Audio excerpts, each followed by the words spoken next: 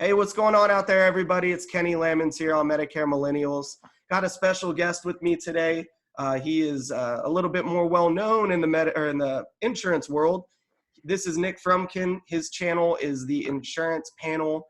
If you've ever watched his stuff, him and Matt and a lot of different guests that he has on, they are really good final expense producers, and they do a lot of other things as well.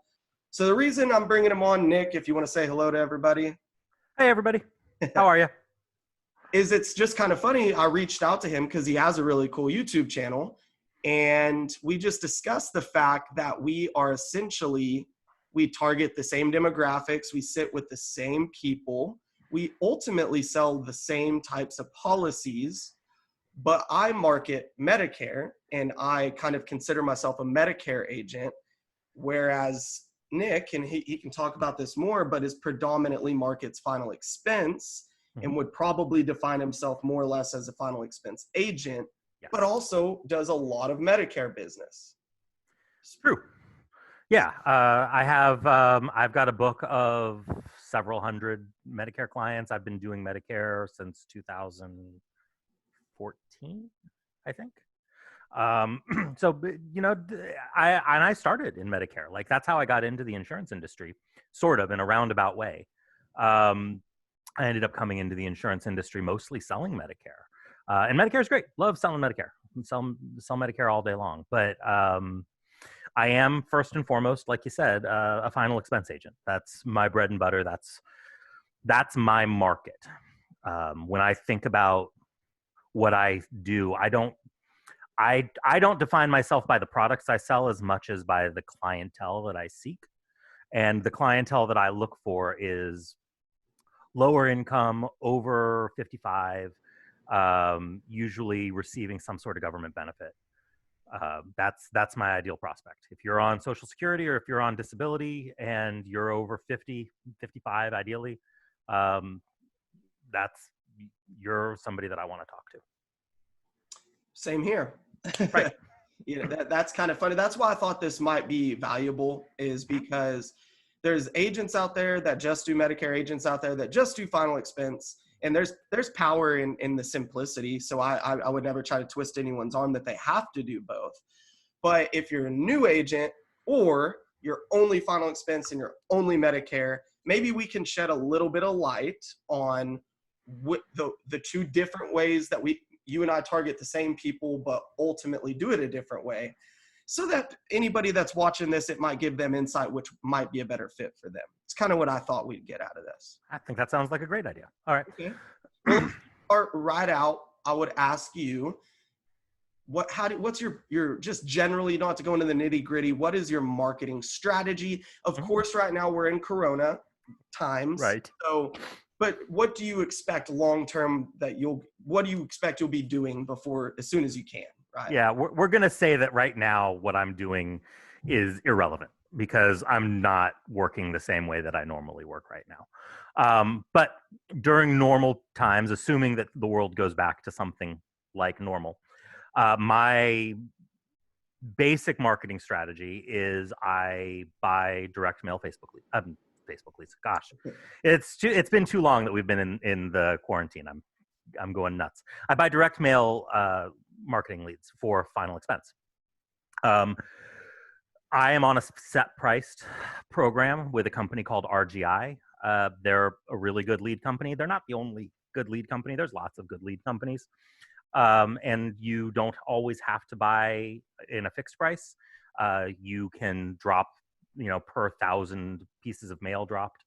And if you'd like, we can go into the differences between those. I don't know if that's relevant for your audience. Yeah, no, that's okay. They can reach out if anybody. Yeah. My email's below if they don't understand that concept. But yeah, you are. Yeah, direct mail that's specifically for final expense life insurance. It says 2020 benefit information for Pennsylvania seniors. I work in Pennsylvania. And talks about the life insurance plans to pay for your funeral. That's what I run. Yeah, and so same. I run direct mail as well, and probably we put in very similar demographics for who we want them to mail to, 55 and up, below 30,000 in income. And then, but my piece is a Medicare savings program piece. Hmm. So it is not dual, so to speak. All Right. it's talking about is if you've got Medicare, you may qualify for additional benefits, extra help on your drug costs, or even to waive the 144 Part B premium. Mhm. Essentially, that's what you might qualify for, some savings, some government benefit, and some Sure. related to your Medicare. And why? So direct mail, we both do direct mail, just two different pieces. Why do you prefer direct mail? So I like direct mail largely because it's very predictable.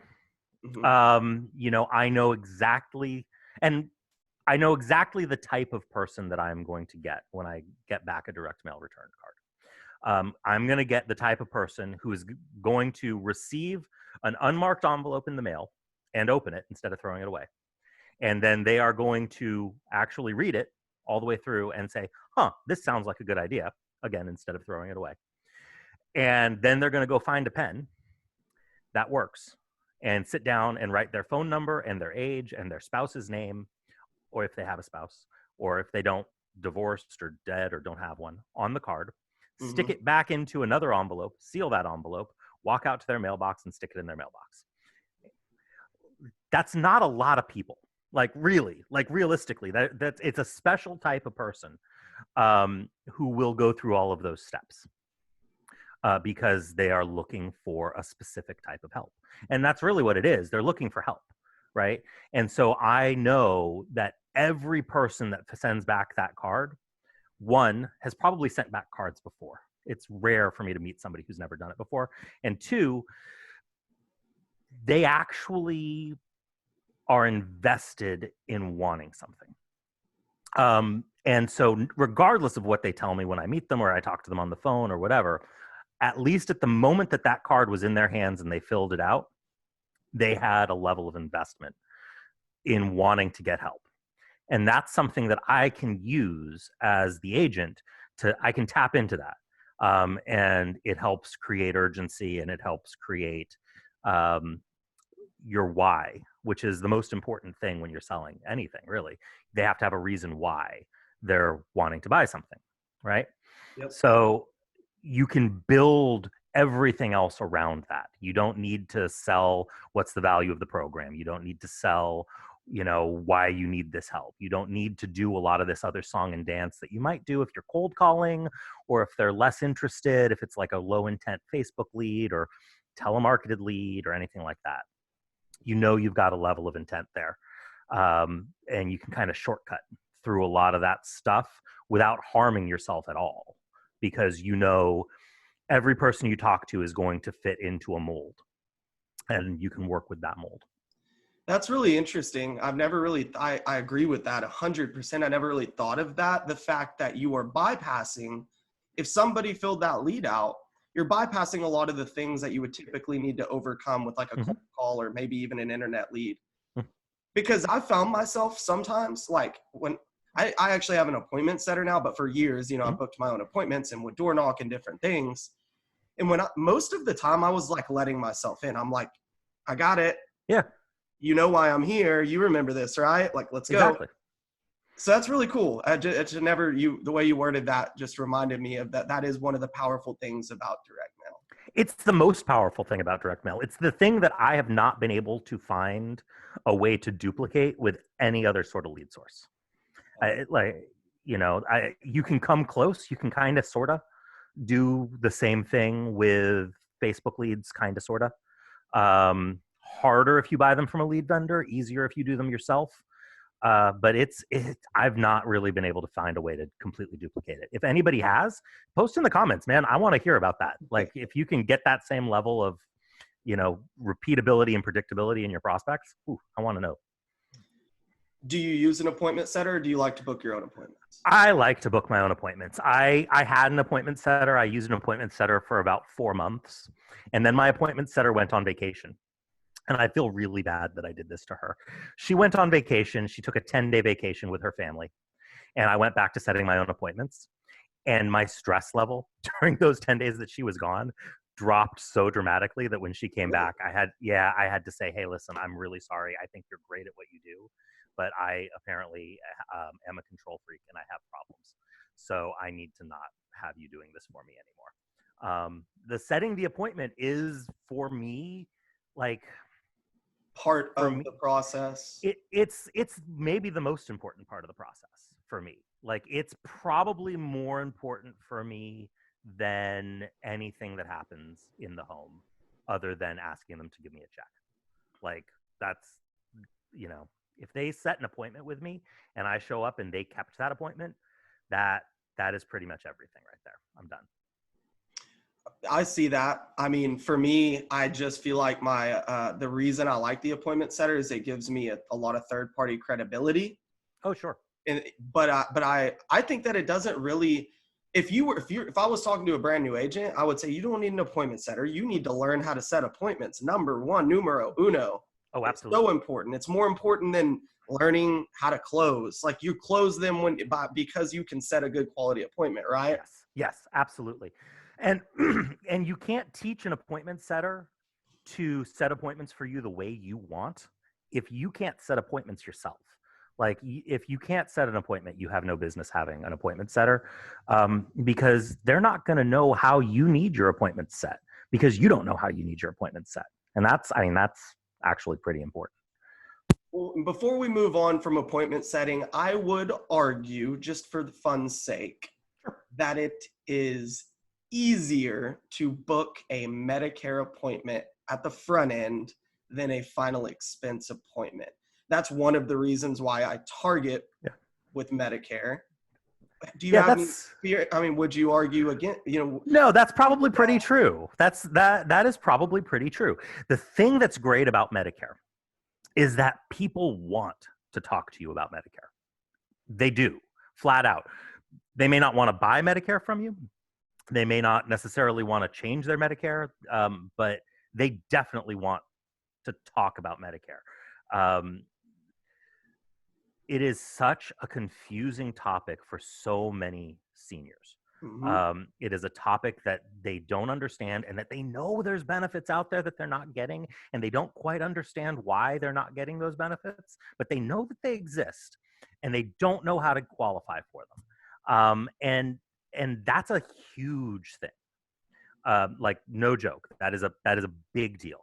And I do use that in my approach when I go to show somebody Medicare that's one of my existing final expense clients.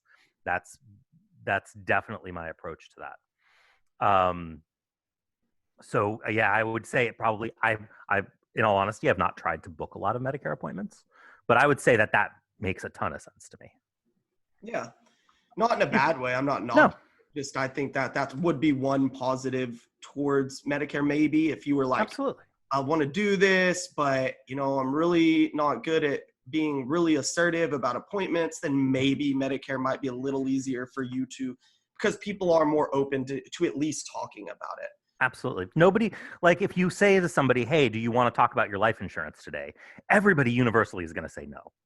Yeah. Right? Like nobody wants to talk about life insurance ever. Nobody wants to sit down and plan their funeral ever. So I mean, occasionally people want to sit down and plan their funeral, but like realistically, it's a minority. So yeah, no, Medicare has that all over the place. That's not to say that appointment setting for final expense is impossible, or if you learn how to do it, even particularly difficult. But it is definitely something where you have to use techniques, and you have to have the right approach, and you have to have a little bit of practice, and you need to know what you're doing, because it's very easy to blow those appointments if you haven't prepared correctly to do what you're doing. Yeah.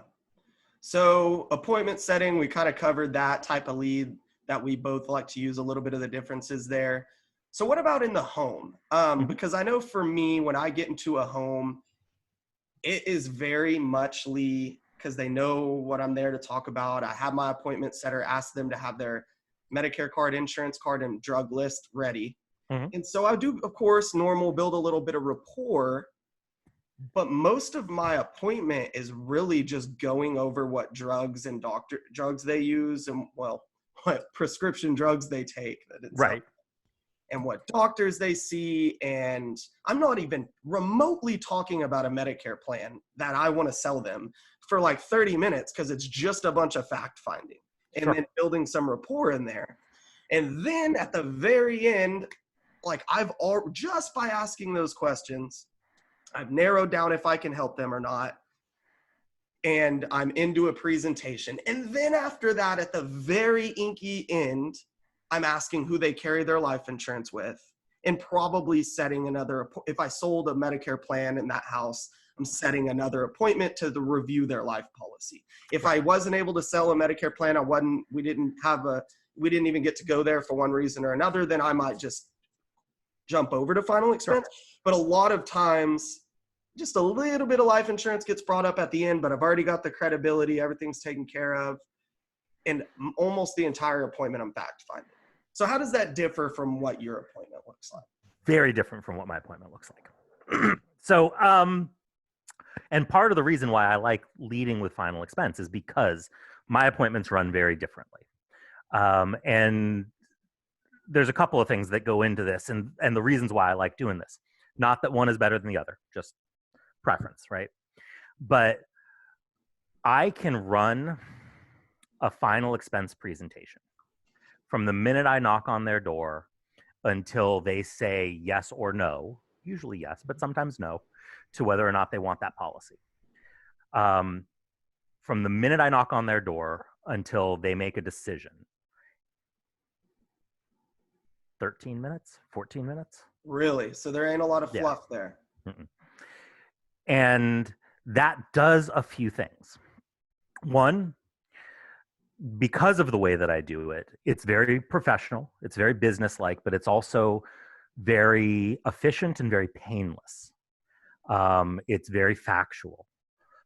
We focus a lot on real numbers, on hard numbers, on reality.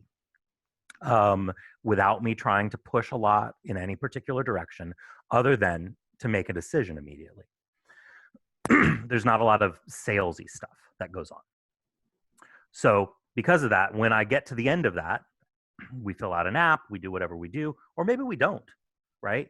But we kind of get to the end and I say, hey, by the way, one of the major things that we do also is we work with people on their Medicare, making sure they're getting all the benefits they're entitled to.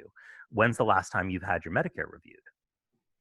They're open to talking to me about it because they know it's not going to be a really long, drawn out process. It's not going to be me trying to twist their arm or sell them something that in a way that they don't want to be sold. Don't get me wrong. I build rapport. There is a relationship that I develop. I have gotten really good at developing those relationships quickly. And building trust, particularly in a very rapid amount of time. And so that's not for everybody. Like if you're brand new to this, you're probably not running like a 15-minute or less presentation. You probably are taking a little bit more time. But it makes people, it drops people's guard because they're expecting to get sold. You know, they're expecting to have to be like, well, you know, this and that, and overcome like sales techniques and high pressure stuff.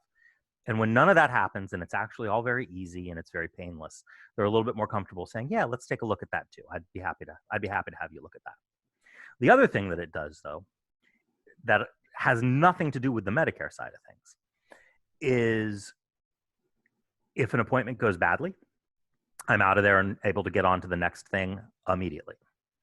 And if an appointment goes well, similarly, I'm actually able to get out of there and move on to the next thing pretty rapidly. It's rare that I'm in a house, unless we have to do some real digging, unless they've got like 4 or 5 different existing policies and we have to make calls to carriers or family members or whatever. It's rare that I'm in a house longer than 45 minutes all in. Unless I'm doing the Medicare on top of that, in which case that takes longer, but I don't usually do that on the same appointment. That's a follow-up appointment type of a situation. Yeah, and once you have that relationship, you may even do it over the phone or something after that or whatever. Yeah. Once it's a current client. Yeah. That's interesting. You know, I've ran a lot of final expense appointments in my career. I've been in the senior market sales for about 5 years now, but I never, ever, ever was taught. I was never trained or taught to be a true blue final expense guy. I just never had that opportunity. I was always with an organization that was more about longer needs assessment, roundabout way to get to the final expense, if that makes sense. Absolutely. So I'm almost envious of the straight line approach that you take in that, because that does minimize stress. Time, knowing that I could get in and out of appointment and do it well and do it right in less than 30 minutes is intriguing. That's really cool. Because when I was first doing Medicare Advantage, which was not that long ago, take me an hour and a half. Because I just flat out, I didn't know what the networks were in my area yet. I didn't know which plans did what. And there's just a lot more. It's not as simple of a product as final expense. It's just not. Or even a Medicare supplement policy. And that stuff's so variable from place to place. It's not even like you can really get like a training manual or a cheat sheet on that. It's like, unless you're working with somebody who works that exact same county that you work, all of that stuff changes, right? So you have to develop that on your own. There's so much nuance with Medicare Advantage. Oh, yeah. In fact, I put a video out about that recently. Oddly enough, when somebody asked me what plan should I sell in Medicare Advantage, there's like 6 or 7 things I have to explain to them to answer that question. Yeah. And one of them is a really weird thing, which is which plans are the most popular?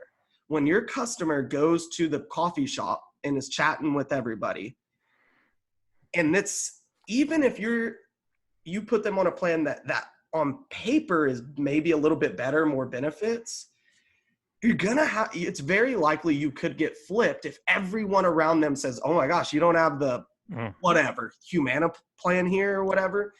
So there's just some weird nuance there that it's not like, you're never going to have that conversation. Somebody canceled their final expense policy because their cousin had a different carrier than them. You know what I mean? But that happens all the time in Medicare. So I guess that was a roundabout way of me saying, when I'm in that appointment, and now I know the plans in all of the counties I work like the back of my hand. So that's not an hour and a half. It's like an hour, but still 45 minutes to an hour is a good, quick appointment. And you've got to do the fact finding. I mean, the fact finding is harder with Medicare, right? Like there's just more information that you need with Medicare. You need to know doctors. And a lot of the people, especially the types of people that you and I are targeting, this is not true for everybody that's over 65, but a lot of the people that you and I are targeting, they go to see 10 doctors, and you got to make sure all of them are in network unless you're selling them a med sub, which again, most of the people that you and I are seeing cannot afford a med sub. Yep. So you got to make sure they're all in network. And if they've already got an Advantage plan, you got to make sure you're not changing them. You got to make sure, like, I talk to a lot of new Medicare agents who write up a bunch of people on DSNPs that never had any sort of health plan to go along with their Medicare and Medicaid. They're just dual eligible and they got nothing extra. And they write up a DSNP and they're like, oh, this will be great. And then like a month later, their client is rapid disenrolling because they don't like the way that an HMO works. And they needed to get a referral and they had to drive across town to go see the doctor some of that stuff, the groundwork that you have to lay for some of that Medicare Advantage type stuff is trickier, especially if you're going to do it right. I would say that what you're describing would be a kind of a checkbox for final expense, right? So if you were saying, of course, ultimately I'd like to sell both products because it just makes sense, but I really don't know which one to focus on. Well, this would be a checkbox for final expense. You can learn it quicker. Doesn't mean you can master it necessarily any quicker, right? But to actually just be able to go and give an effective presentation and put the client in the best spot, you can learn that a lot faster with final expense. You can get through an appointment faster, potentially see more people faster.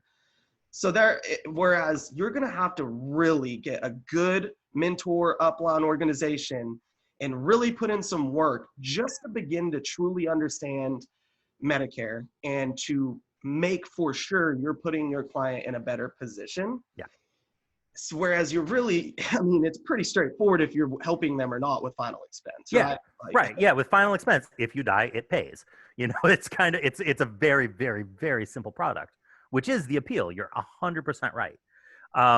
The downside, I can give you the flip side of that also. Final expense is a harder sell. Just like the appointment setting, final expense is a harder sell. Not that you do not need to be able to sell in order to sell a Medicare Advantage or a Medicare supplement policy, because I hear people say that and I feel like that's not fair. You definitely need to have sales skills to be able to do those things, to be able to motivate people to make a decision and to trust you. But like we said at the beginning, they're more interested to begin with in having that conversation. you're not adding any cost. You're Right. almost never are you increasing the amount of money that comes out of their pocket if you're doing Medicare Advantage. Very rare.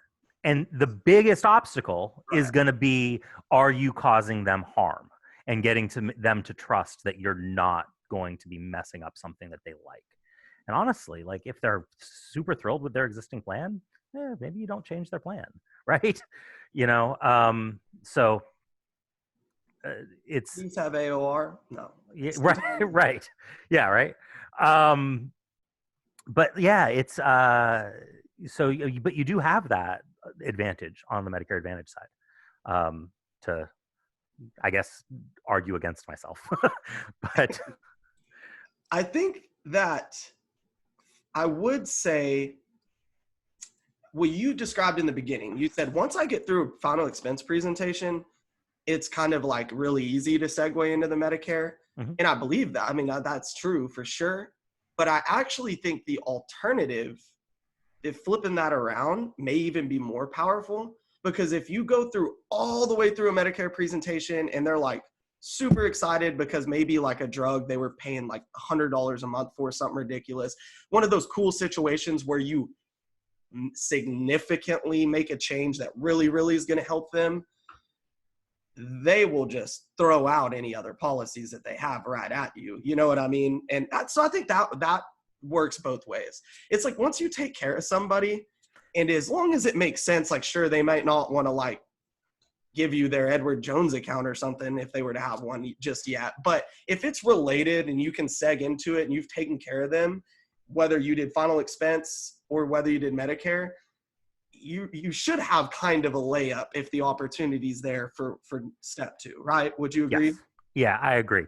I talked to one of the biggest issues that I think a lot of agents have is, especially final expense agents, and this is probably less true with Medicare Advantage agents, or any Medicare agent actually, is a lot of final expense agents are a little bit afraid to talk to their clients. And I do think that that's something that a lot of agents need to get over. There is always the fear of chargebacks with new final expense agents. And that's probably not as big a deal with any Medicare policy. I know I get very few chargebacks with my Medicare business. They're almost non-existent. I assume that's probably true for most Medicare agents. But I do know that a lot of times, especially new final expense agents, they're so happy that they've actually got that one policy that they don't want to mess anything up. Yeah. And so they don't continue to have that conversation, or they don't call their client back a week later because they don't want that client to change their mind, right? Such a mistake too, Yeah. when it's such a rookie thing that happens a lot. And I it's just probably the last thing you want to do. You want to build as a new final expense agent, especially because of the bigger chargeback potential.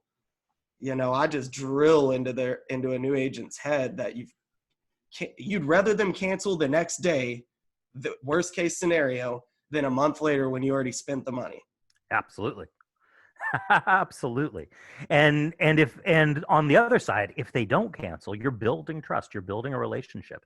You've got 6 months down the road when, they have to close down their bank account because they lost their debit card and somebody went and spent all their money. They're calling you to update their bank account information and keep their policy from lapsing, instead of just sending in another card. Yep. And that's what you want. You want the card that they sent into you to be the last card that they ever sent in, because now they know they have it taken care of. It's not always going to happen. It's not usually going to happen. If they are the type of person to send in a card, they will probably send in more, but you can really minimize it. Heck, I have clients who call me up when they get a card in the mail and say, "Hey, I just got this card in the mail. Can you tell me anything about this?" And I said, "Oh, read the card to me." And if it's a final expense card, I tell them, throw it away. But if it's for anything else, I say, "I can help you with that." Yeah. And that's just business right there. Yeah. So yeah. Yeah, and I will say that I do tend to have a deeper relationship with my Medicare clients than my final expense clients. I think because there is actually a reason for me to call them in like quarterly or at least Mm-hmm. twice a year. You know what I mean? And they Yeah. actually will have more questions for me. When you're calling a final expense only client, I mean, the truth is you're just making sure that they're not like canceling the policy or something, really. You Yeah. know what I mean? Or can you still, or if they can't afford it, you want to make sure you're the one that offers a different solution. It's going to be a very limited conversation when you do follow up with your customers, and that's okay. That's kind of the beauty of final expense. It's really, really Right. service. But I will say, like, when I have both, I have the greatest relationship. But if it's just one or the other client for whatever reason, I do tend to have a much better long-term relationship with my Medicare customers, or clients. Yeah, I've found that to be true also. That was actually when I transitioned from being primarily selling Medicare to selling final expense. Years ago now, but that was the first thing that was such a shock for me was, because I started in Medicare and Medicare supplements specifically. And I was captive, but I had a really, really, really competitive product. It had the lowest price Plan G in the area by a lot. And this was before Plan Gs were getting really popular. So there were still tons of people with Plan Fs, Plan Js even. And so, you'd go in and you'd be saving people like $1,000 a year on their med sup, and like referrals would just rain down on you. Yeah. Like I never even had to ask; they just happened. And changing over to final expense, that was one of the biggest shocks, is that that referral source is not nearly as strong from a final expense sale, which is okay. And it doesn't mean that you don't get them, but you got to work a little bit harder for them if you want them. And it's just a little bit of a different thing. So Medicare is there's a lot of pluses to selling Medicare. I think kind of in summary, as I think we've been going for a good little while here, in summary, ultimately you and I are kind of doing the same thing. Again, Mm-hmm. We want to have a very good, fruitful upfront commission opportunity. And that's why final expense is so beautiful. Mm-hmm. But ultimately we would like to be able to rest on our laurels, so to speak, a little bit, and just have some really good passive income. Yeah. Surprise, surprise, the demographics the same. The products, Medicare and final expense, go hand in hand. We go into it from the opposite end. Mm-hmm. So I think this will be a really good video for a lot of agents that are just confused about which way to go, or should they incorporate both products, because even though Nick and I do it a little bit differently, as we talked about the whole video, I think we would both say that once you get one of those product lines down and you know what you're doing, you certainly should pick up the other of the Absolutely. two. Absolutely. You would agree with Yeah. that? Yeah. 100%. I don't think there's any reason why people shouldn't be doing everything for their client base. I've always been a big believer in being a specialist, but I don't think specialization refers to a product line as much as it does a type of client. You want to know your client and then help them with everything that they need help with. Yeah.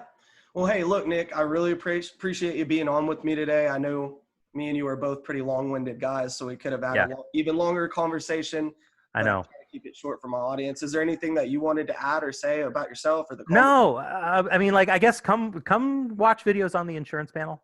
We do. This feels really short. This is the introduction to one of our things. We do much longer videos.